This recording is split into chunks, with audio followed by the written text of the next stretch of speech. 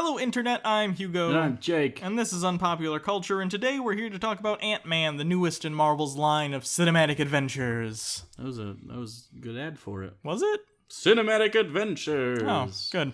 Non-spoiler review, just quickly. If you like the Marvel movies and you like watching all of them, go see it. But if you are not a huge fan, but you like seeing the ones like Avengers that move the plot forward, you could skip this one. You probably could. It has some good stuff near the end that those that are really into it would enjoy, though. Yeah. So, anyway, now spoilers. So, go away. Yeah, if you didn't want them. Or everyone go away, whatever. Anyway, so the good things about the movie, I like that it didn't follow the standard Marvel plot in which we have an origin story where they get their abilities or whatever, they meet a villain, and they face off, they lose, then over the course of the rest of the movie they learn something, and then they come back and fight the villain again. Yeah. This doesn't really follow that plot.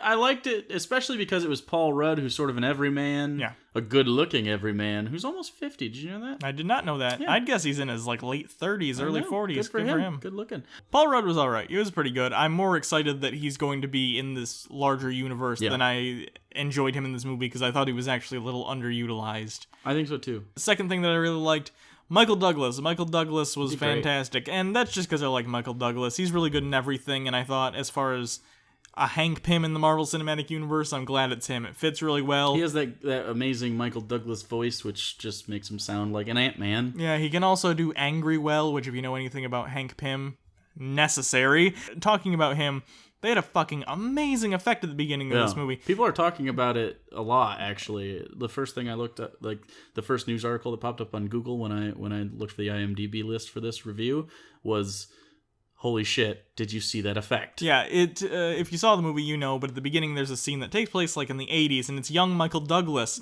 which they CG'd or whatever, and Jake and I have harped on CG before, but holy shit, this was perfectly done. If I didn't know who Michael Douglas was, I wouldn't have realized that it was de-aged. They did a really, really fantastic job, and we talked about this during the Terminator review, where they did Terminator 1, Terminator, because they did time travel.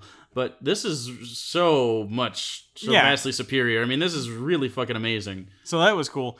I like that it was a heist movie, which was different for a Marvel movie. We said it doesn't necessarily follow the same plot structure as the other ones, although there are shades of that. For instance, instead of having like a first fight with the main villain, there's a fight with the Falcon. Yeah, which was actually pretty cool because Anthony Mackie kind of got snubbed out of the last Avengers movie for the most part. He was just at the party scene and at the end. Yeah. But it was a good fight too, because it was kind of the first time, it was after a training montage sort of thing. And Paul Rudd, Scott Lang, is doing his first real mission, and they kind of find out that they're accidentally robbing the new Avengers facility in upstate New York that you got a sneak peek of at the end of Avengers 2.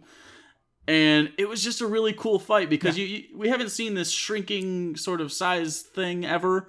The effect worked well, and it was a really heavy CG movie, but it really, really did well with the fights because it's kind of just Anthony Mackie fake getting punched. Yeah. And so it was fun. It was just it was really cool and new, and they did a really, really good job with it. Yeah, the whole heist structure was pretty fun, and I thought they could have made it a little more like a traditional heist movie. It felt like it was paying homage to heist movies, but it also didn't quite go far enough to make the plan make sense and be as intricate. The actual Ocean's 11 part that they had was just pretty short, I think. Yeah. So I think if they tacked on another 15 minutes and showed you doing all this cool heisty stuff with Paul Rudd saying funny things, even though he's now confident at that point in the movie, he still has funny moments throughout the thing. But I think the best part of the film that I think everyone agrees with has to be his friends.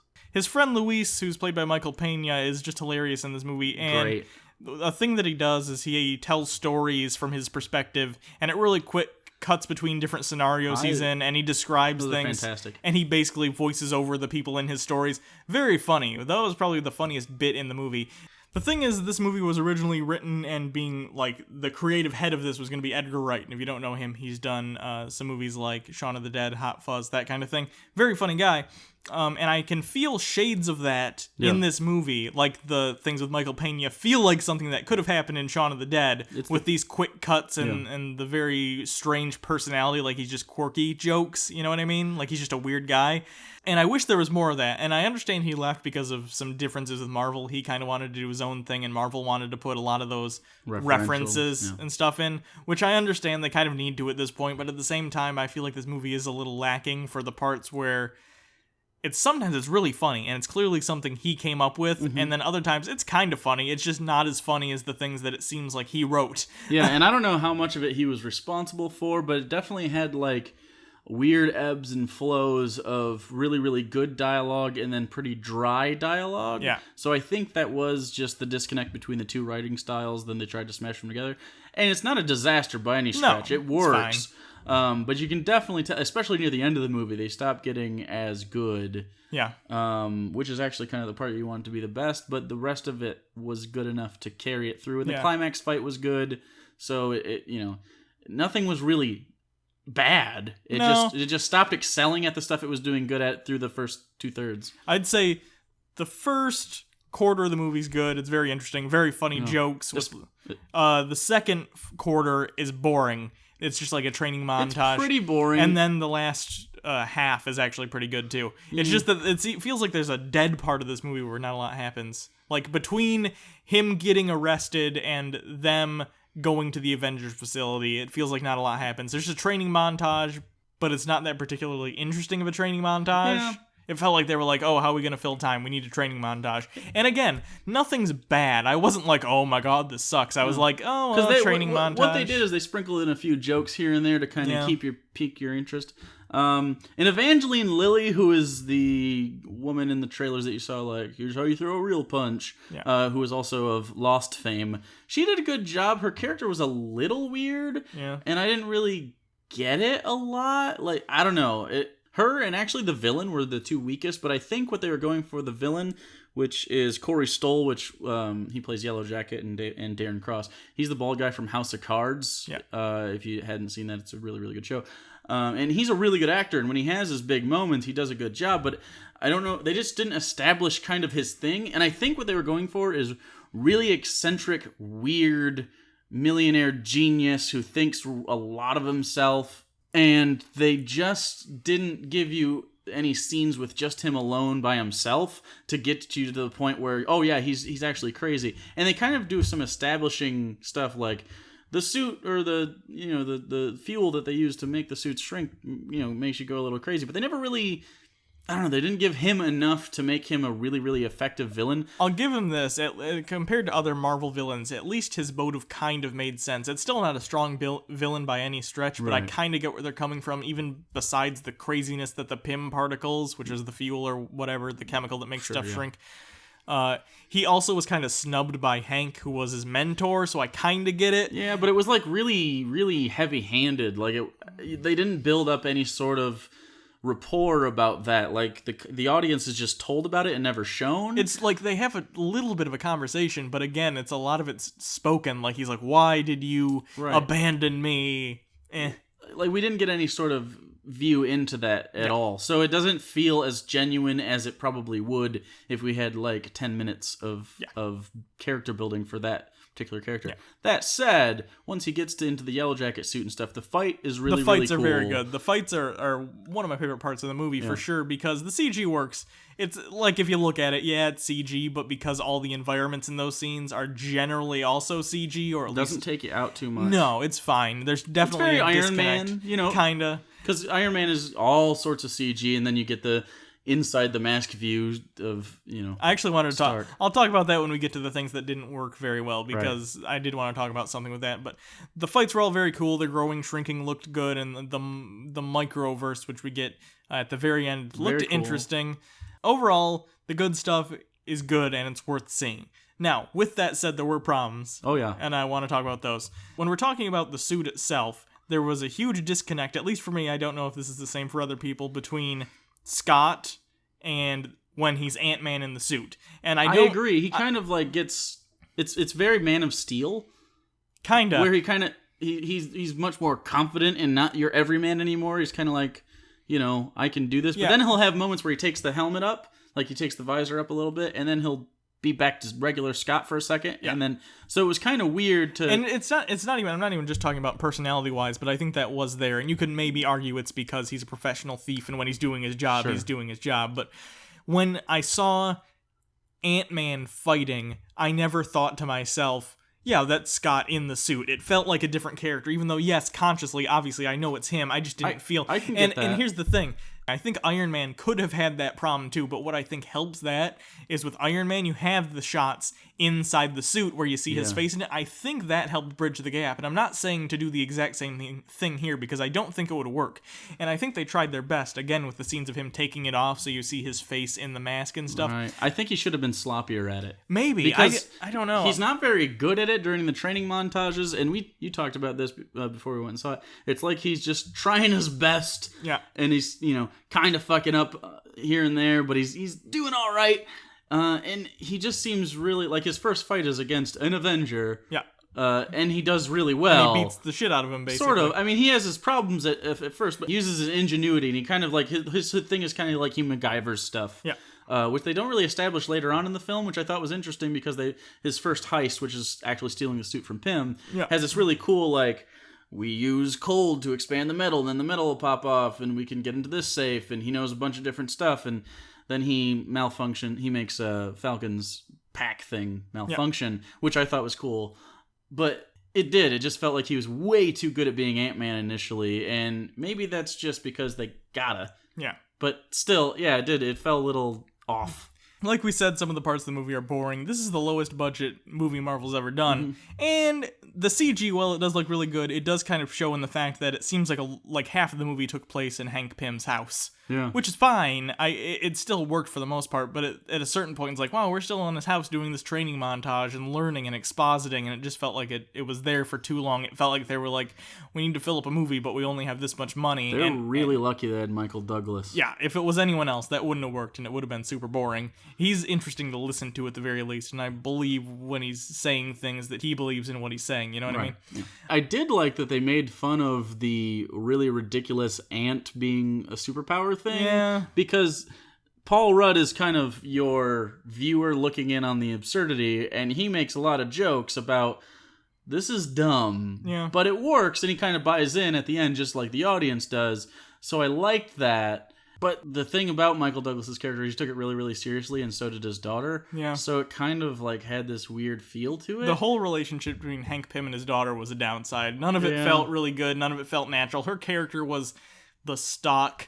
I'm a woman who's a business professional and doesn't have any time for anyone's bullshit trope. Yeah. Like, she didn't feel like a real person. She felt like a stock character. Yeah, she was much better with Paul Rudd in the scene than she was with Michael Douglas, which is interesting because Douglas is such a good actor. So. Yeah. I felt like some of the stuff felt a little bit tacked on, like the beginning scene from the 80s, which had Howard Stark in it. It had Captain America's girlfriend from the first Captain America, and she has her own show, Agent Carter, on right now on ABC. She was in it. And I get that they want to tie it all together, but it felt pretty tacked on. And this is the kind of thing that Edgar Wright left over, apparently, because they wanted to tack that stuff on. And I get why he didn't want it, and I get why they want it, but it felt a little iffy. Other than that, I mean, there weren't that many really bad things to talk about. It's just, it fell short. Like, some of the jokes didn't really hit, but the ones that hit really hit. So, I mean, it is funny. It made me laugh out loud 2 or 3 times. It just feels like some of this is a missed opportunity, because this could have been, like, Guardians of the Galaxy funny, and could have been a huge hit if they had just tightened up the jokes. I really think it was when the writer left. Probably. I'm actually really excited for him to be part of the whole universe, though, like you mentioned earlier. I think, because Paul can handle it, and I really think that having Scott be in these scenes with Tony Stark, Captain America, Thor, and, like, make fun of them, because, again, he's very, I'm the audience kind of guy, and he's making these observations that we're all making throughout the whole movie. And so I think he could be a really good... He's pretty much the only normal guy Avenger at this point, because at the end it's teased he's going to be an Avenger. Because, I mean, Tony Stark's a genius, Bruce Banner, also a really smart guy, Captain America, ultra-patriotic, moral center. Spider-Man's going to be in it, and we all know Spider-Man stuff. Yeah. So he's pretty much the only normal guy, and that'll be interesting. Right. Now, the movie itself was good. Let's talk about some of the Easter eggs, because there are tons of them in this movie. There's a lot, yeah. They reference the Avengers. He's like, let's call them the Avengers. Michael Douglas actually gives a pretty good reason why they can't call the Avengers. He says, essentially, I don't want them getting their hands on this technology either, especially Tony Stark. It makes sense. I bought that immediately, and I actually said next to you in the theater, okay, that's a good way to write that out, because I was thinking that the whole time, like, okay, now you have the Avengers, you could just say these things, like, let's take care of it. But no, good. There was a newspaper when they were flying around that really quickly said, like, who's responsible for Slovakia, which is what the country that they, like, dropped in Avengers 2, which I assume will play into Civil War. We got a Spider-Man reference at the end. Yep. If you noticed when they went into the microverse, I'll put a picture up right now. Very, very briefly, there's a little bit of an outline, and it looks like the Wasp, which I assume she will be coming back. Right. Even though she's lost in the microverse. Apparently she's still alive. That'd be interesting. I don't know if they're going to do it or not, but I just... Well, they left the door open at the very least in case they want to in the future. Right. You had your good Stan Lee cameo, which was part of a Michael Pena rant at the end, which was really, really good. The possible Daredevil reference, the art gallery they went to at the end, looked very much like the art gallery in Daredevil. It might just be that it's an art gallery and the walls are white, though, so... Yeah. I could take that either way. I don't know where they actually filmed it or if it was intentional or if I'm just reading too far. Weren't they in California anyway, though? They were. So why would they go all the way to Hell's Kitchen? But it could have been a thing. Those were the big ones. I'm sure there's some we're missing. There's tons of references all throughout that. But they were all pretty good. None of them felt really forced. Can I mention real quick how much I really liked the child actress that played Scott's kid? She did really well, and she was super cute. That was all right. I don't really like kids, but I don't like kid. I don't like kid actors generally, but she was a believable child for the most part. Yeah. So usually they come across as "Daddy, I love you," and it was good. Yeah. Anyways, overall, pretty good. Yeah. If you're a fan of the Marvel movies, definitely go see it. It's worth a watch. Oh, for sure. But if you're just a casual person who's like, I don't really know how I feel about the Marvel movies, the good ones that are good you like, but the kind of mediocre ones you're not all about, you could skip it. But because there's no game changer in this. There's not even like an Infinity Gem mentioned. Nothing as far as I know. No, just the really. fact that like Ant-Man exists and Pym particles exist are basically all that's going to carry over, it seems like. Yeah, it was good. I'd probably give it like a 7.5 ish. I'd give it 7.5, maybe an 8 on a really good day. It's good. It's just not as good as a lot of the other ones they've done. It's fine. It's just nothing astounding. Yeah. I think now is probably time to talk about the after the credit scenes because there were two of them. First one, we have Hope, who's Hank Pym's daughter, getting her own version of the Wasp suit, which I expected to happen at some point. It looks pretty good, and it's not finished yet technically, so...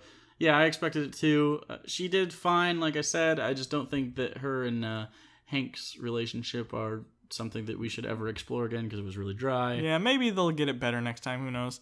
And that one pretty much speaks for itself. But after the credits themselves, we had a scene, and it was a scene that looks like it was ripped straight out of Civil War. Yeah. And it's Captain America and the Falcon, and they've finally caught up with Bucky. Yeah, Bucky, who was the Winter Soldier, if you're not aware. And his arm is caught in some sort of lathe or something. It looks like they somewhere. put it in like a vice and to keep him there. Yeah.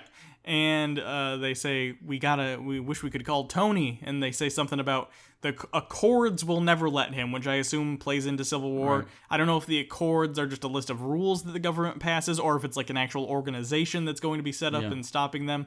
But obviously, they're already adversarial at that point. And they essentially say, we need some help. And Anthony Mackie goes, I know a guy, alluding to Ant-Man. So Ant-Man is going to return in Civil War, which he already knew. He's already done filming his parts, actually. And I'm pretty excited for that one. So I don't know why they need Ant-Man for that. Is it so he can get into the arm and tinker with it or something? I don't know. I don't know what they're actually... It depends on... Because again, heist thing? Because Civil War is going to have Spider-Man, Ant-Man, and... is it going to have Strange? No. It's going to have... It has Spider-Man, Ant-Man, Captain America, Falcon, Hawkeye, Black Widow, Iron Man, Black Panther. Vision's in it too, and maybe Scarlet Witch. Scarlet Witch is probably in it.